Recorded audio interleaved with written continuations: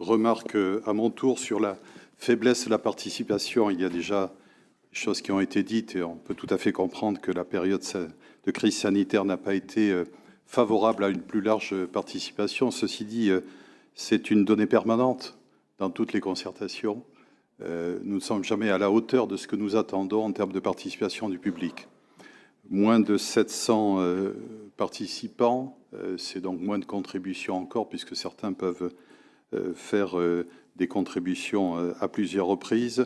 Il est une donnée constante qu'une participation réussie, c'est celle qui articule la stratégie métropolitaine avec la logique de concertation des villes et l'association étroite des villes. Et je plaide pour que, à l'enquête publique qui va suivre, il y ait un renforcement de la coordination avec les villes.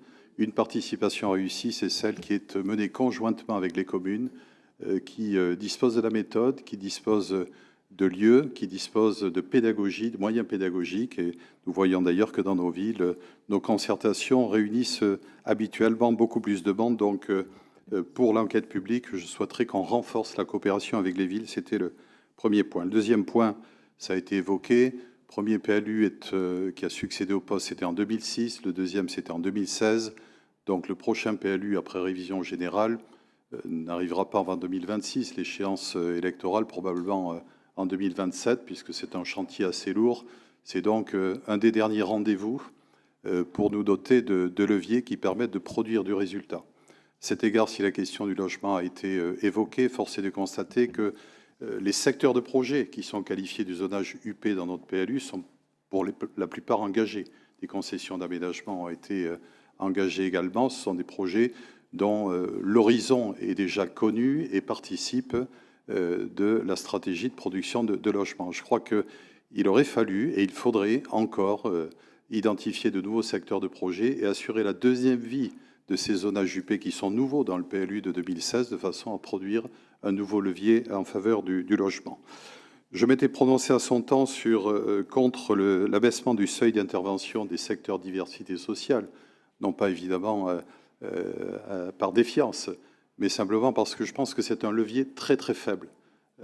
Il y a déjà un seuil qui, je dirais, s'applique à la quasi-totalité de notre programme, et l'abaissement ne va produire que finalement peu d'effets, si ce n'est introduire du logement conventionné dans des secteurs qui peuvent être très éloignés des secteurs de transport ou de commerce.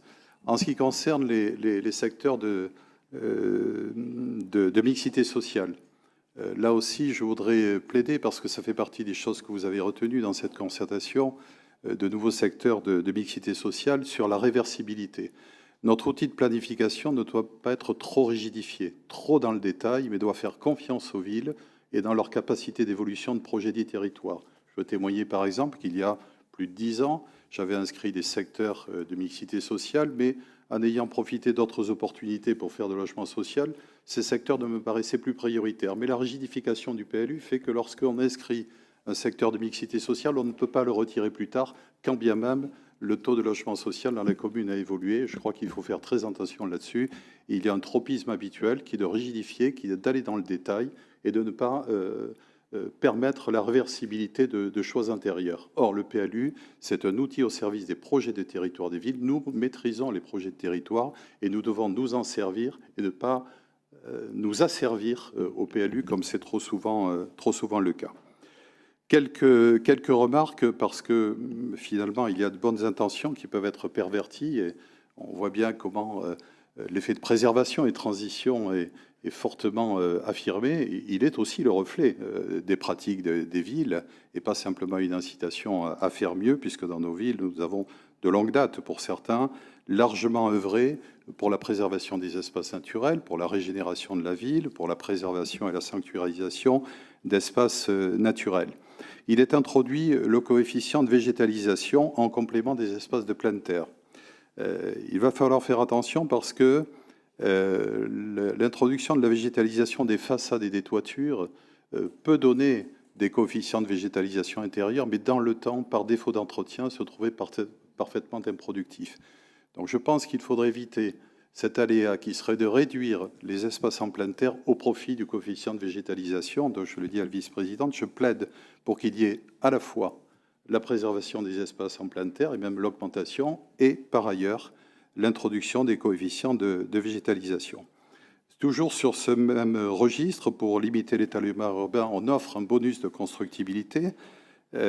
Attention là aussi que pour limiter l'étalement, on aille un petit peu plus en hauteur. Ça va générer des demandes de stationnement supplémentaires. On voit bien dans le retour qui est fait la demande de stationnement par les habitants. Ce n'est pas contraire, bien évidemment, à la demande de mobilité, mais c'est aussi une réalité pour les secteurs les moins bien desservis. Il ne faudrait pas que la densité, s'accompagnant de besoins de stationnement supplémentaires, ne vienne obérer les espaces en pleine terre